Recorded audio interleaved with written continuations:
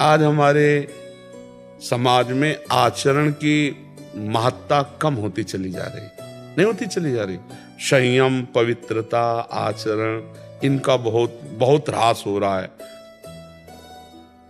आप शरीर पवित्र रख के देखो, 1 महीना जूठा मुंह मत रखना, शरीर पवित्र रखो और ब्रह्मचर्य रह के देखो, 1 महीने में आपको ऐसा लगेगा आप देवता है।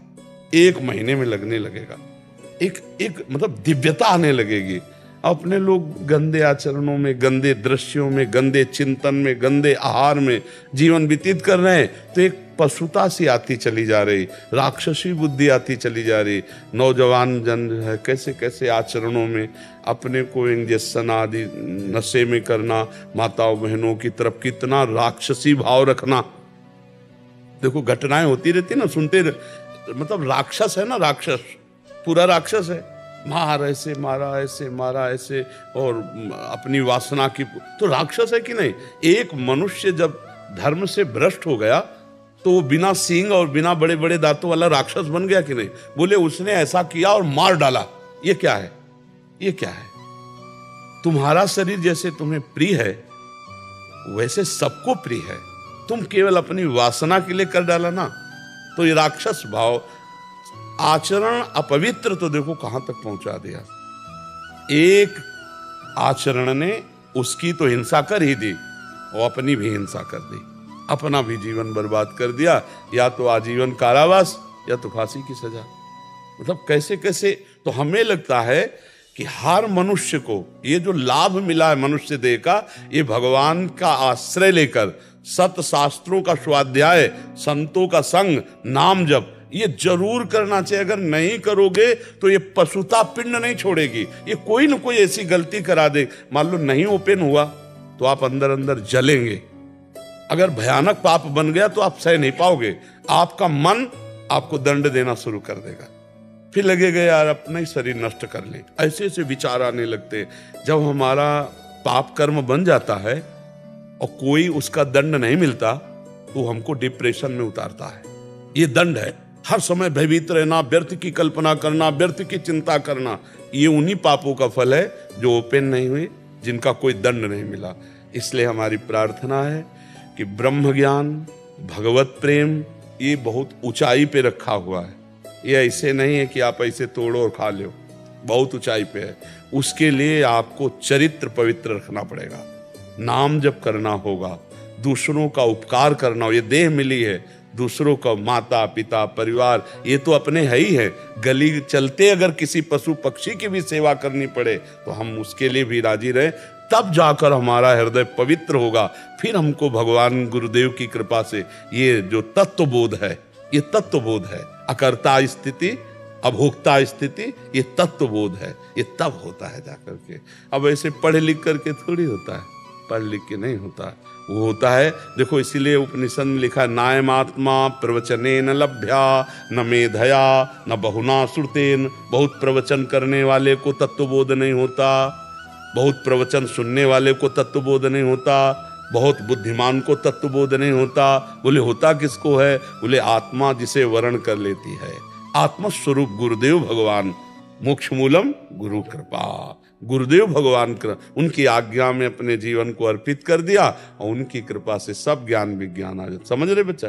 बार बार हमको मन परास्त करता है, बार बार हमसे गलतियां होती हैं, तो अब हमको छोड़ना नहीं।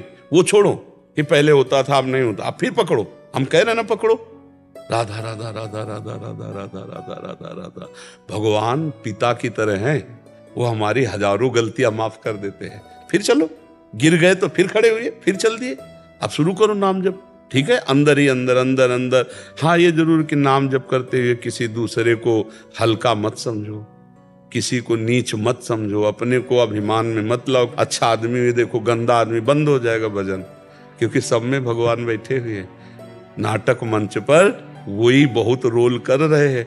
अब ये ना समझ पाओ तो इतना तो समझ लो कि सब में भगवान है, हमको सबसे नीचे बनकर रहना है तो भजन चलेगा। तृणादपि सुनी चेन तरोरियु सहिष्णुना अमानिना मान देन। तो कीर्तनीय सदा हरि, सदा भजन कीर्तन बनता रहेगा।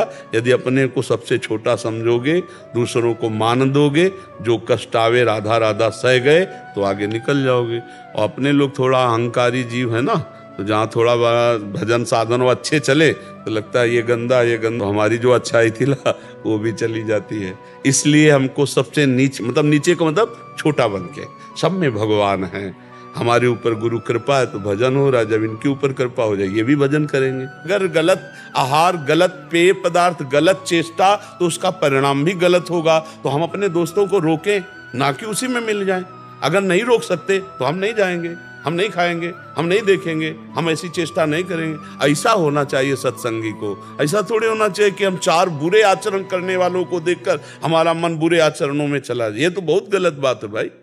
इस बात का सपोर्ट नहीं होना चाहिए कि हमारे चार दोस्त गलत हैं तो मेरा मन गलत करने को करे। ऐसा करेगा, ये तो बहुत गंदी बात है। मन करे लेकिन तुम कभी मत करना। तुमको हिम्मत रखना, गलत आचरणों में नहीं। यार ये मांस आदि जानते हो बच्चा, दूसरे का शरीर है यार। नहीं बच्चा, इतना तो हमें बताओ, दूसरे का शरीर है बच्चा। ये जैसे अपना शरीर ऐसे उनके हाथ पैर। आप एक मुर्गे को ऐसे मारो, ऐसे, वो देखो भागेगा। अब आपकी एक अंगुली के प्रहार को वो बचने के लिए भागेगा। आप किसी भी जीव को देखो, आप उसको उबाल के ऐसे खा, क्या बन जाए, क्या कौन सा तगड़ा। मांस मछली दूसरे के शरीरों के खाने से बल नहीं होता। जेगिर चरण दे हनुमंता, चले सगा पाताल तुरंता। जिम अमोघ रघुपत कर बाना, ये ही भांत चले हनुमाना। क्यों? हृदय में भगवान का चिंतन, ब्रह्मचर्य, राम काज के लिए पूरा जीवन समर्पित। तो कोई जोड़ नहीं था, आपका भी कोई जोड़ नहीं होगा यदि यही लक्ष्य बन जाए। भगवान की सेवा, चराचर की सेवा, नाम जप, पवित्र आचरण, तो अभी दिव्यता आ जाए। अभी यहाँ अपने इंद्रियों की गुलामी से मुक्त नहीं है, मन की गुलामी से मुक्त नहीं है। देखो ना, संत को देखकर मन कभी नहीं चला कि हम भी संत बनकर भगवान की प्राप्ति करें। मुर्गा मुर्गी खाते देखकर मन चला। हम भगत सिंह और चंद्रशेखर के चरित्र पढ़ के कभी नहीं सोचा कि राष्ट्र के लिए कभी मुझे भी अवसर मिले कि हम अपने प्राणों को बलिदान करें। हम ऐसे निकृष्ट लोगों को देखकर क्यों मन चलाएं? हम उच्च लोगों को देखकर मन चलाएं कि काश हमको भी कभी राष्ट्र के लिए प्राण समर्पित करने का अवसर मिले। कि वंदे मातरम फांसी में चढ़ गए, कभी हमको भी राष्ट्र के लिए छाती में गोली खाने को मिले।